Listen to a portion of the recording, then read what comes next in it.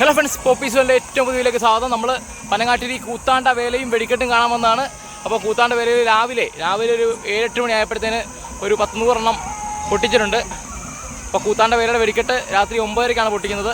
അപ്പം അതിന് മുന്നേ ആയിട്ട് ഈ ഉച്ചയിടല്ല പുലർച്ചെ ഈടിൻ്റെ വെടിക്കെട്ടിൻ്റെ വീഡിയോ ചെറുതായിട്ട് കണ്ടു നോക്ക്.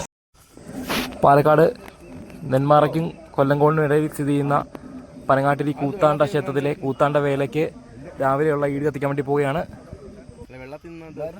വെള്ളത്തിൽ